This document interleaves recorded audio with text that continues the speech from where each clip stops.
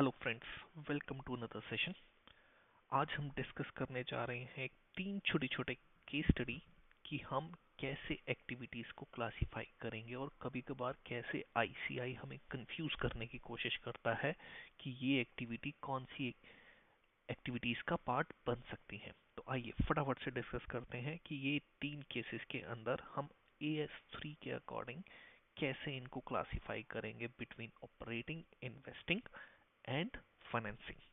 ठीक है जी। आइए जी, पहला क्या है? पहला कह रहा है corporate income tax paid amounting to ₹17 lakh during the reporting period. Corporate income tax क्या होता है? जो कंपनीज को अपनी रेगुलर एक्टिविटीज में जो भी प्रॉफिट्स वो कमाते हैं उसके ऊपर टैक्स पे करना पड़ता है, उसको हम क्या बोलते हैं? कॉर्पोरेट इनकम टैक्स बोलते हैं। अब जैसे कि हमने कहा कि रेगुलर एक्टिविटीज बोले तो प्रिंसिपल रेवेन्यू जनरेटिंग एक्टिविटीज वो किसका पार्ट बन जाती हैं? किसका पार्ट बन जाती हैं? ऑपरेटिंग एक्टिविटीज का पार्ट बन जाती हैं। तो 70 लाख का जो कॉर्पोरेट इनकम टैक्स पे करा, ये कौन सी एक्टिविटी बन गई? मेरी ऑपरेटिंग एक्टिविटी बन गई। क्लियर है? बहुत बढ़िया।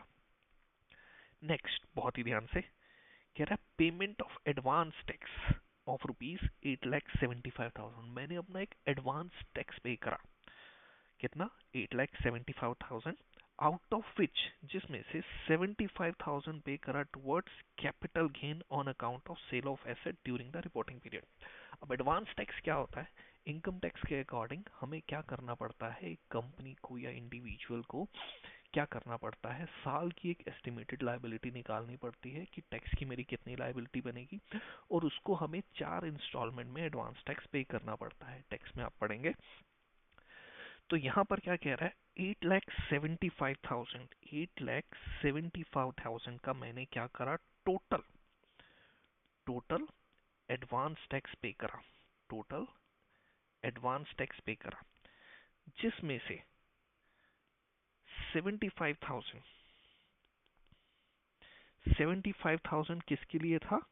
कैपिटल गेन था। कैपिटल गेन कौन सा? Toward sale of asset. Sale of asset, हमने कोई एसेट सेल करी थी, उस पे कैपिटल गेन हुआ था और उसका 75,000 का हमने एडवांस टैक्स पे करा। तो बचा हुआ कितना हो गया? 8 लाख। क्वेश्चन साइलेंट है, साइलेंट है। तो ये कौन से मैंने पे करा होगा? नॉर्मल, जो मैं अपने प्रॉफिट्स कमा रहा हूँ, जो कंपनी प्रॉफिट्स कमा रही है उस पे करा होगा। करेक्ट। अब जब प्रॉफिट्स कमाती है, जैसे हमने ऊपर डिस्कस करा, कौन सी एक्टिविटी बन गया? ऑपरेटिंग एक्टिविटी बन गया। अब ये एसेट को बेचने पे कैपिटल गेन हुआ, उस पे हमने टैक्स पे करा। तो एसेट जब खरीदते बेचते हैं, कौन सी एक्टिविटी का पार्ट बन जाती है? इन्वेस्टिंग एक्टिविटी का पार्ट बन जाती है। तो इसीलिए कैपिटल गेन भी मेरा कौन सी एक्टिविटी का पार्ट बन जाएगा? इन्वेस्टिंग का पार्ट बन जाएगा। क्लियर है? बहुत बढ़िया। आगे क्या कह रहा है? Fix deposit withdraw by customer of state bank of India of 3 crore. कह रहा है कोई स्टेट बैंक ऑफ इंडिया है, उसका कोई कस्टमर है, उसका कोई कस्टमर है, उसने बैंक में कभी फिक्स डिपॉजिट कराई होगी। कितने की? 3 करोड़ की। 3 करोड़ की कराई होगी। वो उसने विड्रॉ कर ली। वो उसने विड्रॉ कर ली। अब क्योंकि ये बात कर रहा है कस्टमर ऑफ एसबीआई, तो मेरे लिए इंपॉर्टेंट क्या हो गया? एसबीआई हो गया। बट फिर भी हम डिस्कस करते हैं। अगर हम कस्टमर की बात करें कि हम कस्टमर की कैश फ्लो स्टेटमेंट बना रहे हैं, तो फिक्स डिपॉजिट विड्रॉ करी तो मेरी किसका पार्ट बन जाता? इन्वेस्टिंग का पार्ट बन जाता। करेक्ट है। लेकिन क्योंकि क्वेश्चन मेरे लिए स्पेसिफाई है किसके लिए? एसबीआई के लिए। तो एसबीआई मेरी क्या हो गई? एक फाइनेंसिंग कंपनी हो गई।